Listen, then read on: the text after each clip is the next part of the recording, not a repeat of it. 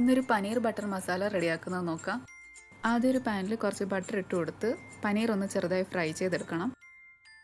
ഇനി അതേ പാനിൽ പട്ട, ഏലക്ക, ഗ്രാമ്പു, ചെറിയ ജീരകം ചേർത്ത് ഒന്ന് റോസ്റ്റ് ചെയ്തെടുക്കുക. എന്നിട്ട് അതിലേക്ക് 2 സവാളയും 8 അല്ലി വെളുത്തുള്ളിയും ഒരു ചെറിയ കഷ്ണം ഇഞ്ചി, ഇച്ചിരി ഉപ്പും കൂടി ഇട്ട് നന്നായി വഴറ്റിയെടുക്കുക. ഇനി ഒരു വലിയ തക്കാളിയും 2 പച്ചമുളകും ഒരു 10-15 കാഷ്യൂവും ചേർത്ത് ഒന്ന് വഴറ്റി അല്പം വെള്ളം ഒഴിച്ച് അടച്ചു വെച്ചൊരു 6-7 മിനിറ്റ് നമുക്ക് കുക്ക് ചെയ്തെടുക്കാം. അങ്ങനെ നമ്മുടെ ഉള്ളിയും തക്കാളിയും ഒക്കെ വഴണ്ട് വന്നിട്ടുണ്ട്. ഇനി നമുക്ക് തണുത്തതിന് ശേഷം ഇതൊരു മിക്സിയുടെ ജാറിലിട്ട് അരച്ചെടുക്കാം. ഇനി ഒരു പാനിലേക്ക് കുറച്ച് ബട്ടർ ഇട്ട് 1.5 ടീസ്പൂൺ കാശ്മീരി മുളക് പൊടി, 1 ടീസ്പൂൺ മല്ലിപ്പൊടി, 1/4 ടീസ്പൂൺ മഞ്ഞൾപ്പൊടി, 1/2 ടീസ്പൂൺ ഗരം മസാല പൊടികളുടെ പച്ചമണം മാറുന്ന വരെ ഒന്ന് വഴറ്റിയെടുക്കുക. ഇനി ഇതിലേക്ക് അരപ്പും ചേർത്ത് നന്നായി മിക്സ് ചെയ്തെടുക്കുക. കുറച്ച് വെള്ളം കൂടി ചേർത്ത് കൊടുക്കാം. ആവശ്യത്തിനുള്ള ഉപ്പും ചേർത്ത് ഫ്രൈ ചെയ്ത പനീർ ഇതിലേക്ക് ഇട്ട് കൊടുക്കാം. നന്നായി മിക്സ് ചെയ്ത് കൊടുക്കുക. ഇനി ഇതിലേക്ക് ചെറിയൊരു മധുരത്തിന് വേണ്ടി 1/2 ടീസ്പൂൺ പഞ്ചസാര ചേർത്ത് കൊടുക്കുന്നുണ്ട്. അതിനുശേഷം കുറച്ച് മല്ലിയിലയും കസൂരി മെത്തിയും ചേർത്ത് നന്നായി ഒന്ന് മിക്സ് ചെയ്തെടുക്കുക.